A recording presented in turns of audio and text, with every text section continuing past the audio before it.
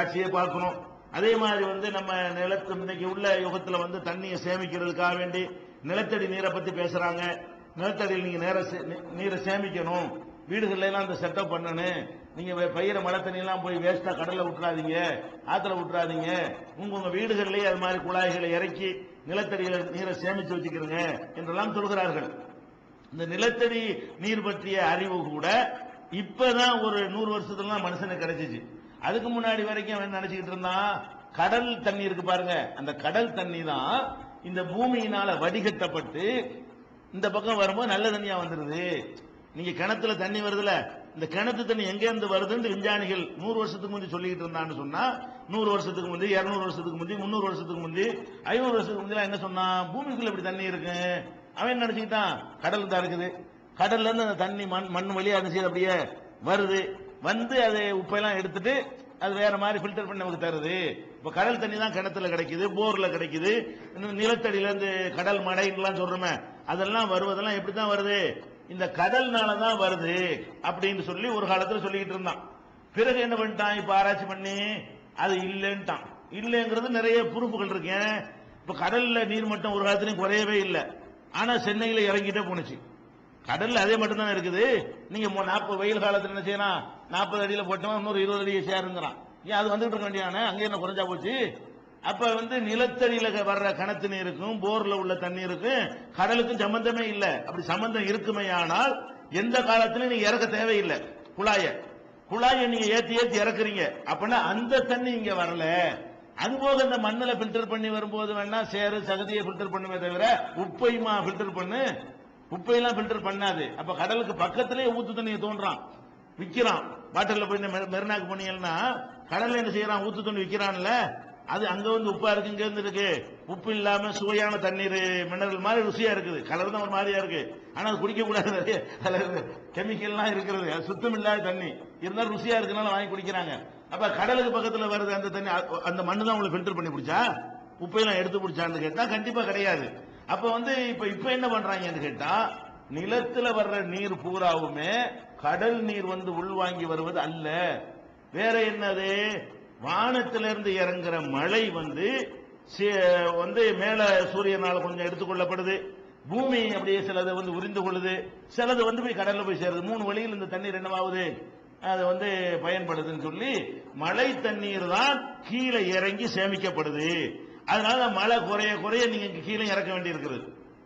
மழை தண்ணீர் குறைய குறைய நம்ம என்ன செய்ய வேண்டியிருக்கு, போரை இறக்க வேண்டியிருக்கு, கிணத்துல 2 உரையை இறக்க வேண்டி இருக்கிறது. வறண்டு போன பகுதிகளில் இன்னும் ஆழம் அதிகமாக்கிட்டே போவான். 5 வருஷத்துக்கு மழை பெய்யலன்னு வைங்க, அங்க எல்லாம் அந்த கிணறுடைய 3 மடங்கு 4 மடங்கு ஆழமாக்கணும். அங்கெல்லாம் கடல் இருக்கத்தான் செய்யும். கடல் உள்ள எத்தனையோ ஏரியாக்கள்லாம் வறண்டு காஞ்சி போய் கிடக்கிற காட்சியை பாக்குறீங்க. கடற்கரை இருக்கிற பல பகுதிகளில் மழை பெய்யாமல் வறண்டு போய் தண்ணி கிடைக்காம ஆழத்துக்கு எல்லாம் தோன்றான். அப்ப கடல்ல எவ்வளவு தண்ணி இருந்தாலும் சரி, அதுக்கும் எதுக்கு சம்பந்தம் கிடையாது, நிலத்தில் நீங்க அந்த தண்ணிக்கு எந்த சம்பந்தமும் கிடையாது என்று சொல்லி நான் சொல்றது மேலோட்டமான ஆய்வு சொல்றேன். உள்ள எல்லாம் நுழைஞ்சு நிறைய ஆராய்ச்சி பண்ணிருக்கிறாங்க. முடிவு இதுதான். முடிவு என்ன, நிலத்தடி நீர் மழை நீரால் தான் கிடைக்கிறது தவிர கடல் நீர் உள்வாங்கி அது வடிகட்டி வருவது அல்ல. இது விஞ்ஞானிகளுடைய மறுக்க முடியாத உண்மை. அதை எல்லா அரசாங்கங்களும் உலகத்தில் செயல்படுத்தலாம். மழை தண்ணீரை சேமிங்க, இந்த மாதிரி மழை தண்ணி வீணாக்காம உள்ள விட்டீங்கன்னா நிலத்தடி நீர் ஏறுங்கிறான். அது முழுசா போவதற்கு என்ன, தண்ணியில நிறைய மாசுபடுத்தினோம், தரையை நம்ம மாசுபடுத்திட்டோம். பிளாஸ்டிக் அது மக்கி போகாத பொருள், குப்பை குளத்தெல்லாம் போட்டு பெய்யற தண்ணி கீழே போகாம நம்ம தடுத்துட்டோம். அதனால என்ன பண்றான், மாடியில மொட்டை மாடியில போய் உள்ள விடுங்கடா, அதுவாது போய் சேரட்டும்னு சொல்லி இல்லாட்டி இயற்கையாக போதும். நம்ம மண்ணு அதை வடிகட்டுற அளவுக்கு இல்லாம மண்ணை என்ன செஞ்சிருக்கிறோம், நாஸ்தி பண்ணி வச்சிருக்கிறோம். இப்படி எல்லாம் இன்னைக்கு கண்டுபிடிச்சு சொல்றாங்க. அல்லாஹ் குர்ஆன்ல சொல்றான் பாருங்க, 23வது அத்தியாயத்துல 18வது வசனத்துல சொல்றான், அன்சல்னா மினஸ்ஸமாயி மாஅம் பிகத்ரின், தண்ணீரை வானத்திலிருந்து அளவோடு நாம் இறக்கி வைக்கிறோம், அஸ்கன்னாஹு ஃபில் அர்தி, அத பூமி உள்ள நாம குடியமர்த்துகிறோம். பாருங்க, விஞ்ஞானிகள் போன 100 வருஷமா கண்டுபிடிச்ச விஷயத்தை 1400 வருஷத்துக்கு எல்லாம் சொல்றான். அடே நிலத்தடியில நீர் கிடைக்குதுன்னா நிலத்தடியில நீர்லாம் கிடைக்கலடா, நான் மேல இறக்குறேன் பாரு, அதுதான் உள்ள போய் சேகரமாவது. எவ்வளவு அழகான வார்த்தை பாருங்க, தெளிவான வார்த்தைகள் எல்லாம் சொன்னா, வியாக்கியானம் கிடையாது. வான்சல்னா மினஸ்ஸமாயி மான், வானத்திலிருந்து நம்ம தண்ணீரை கதரின் அளவோடு இறக்குகிறோம், அஸ்கன்னாஹு அதை குடியமர்த்துகிறோம். அஸ்கன்னா குடியமர்த்துவது, அஸ்கன்னாஹு பில் அர்தி, பூமிக்கு உள்ளே அதை நம்ம குடியமர்த்தி வைக்கிறோம். இன்னா அலா தஹாபின் பிஹி லகாதிரூன். அதை இல்லாம ஆக்குறதுக்கு நமக்கு சக்தி இருக்குது. அங்க நிறுத்தினா இங்க நின்றோம், இறங்கி போயிடும்.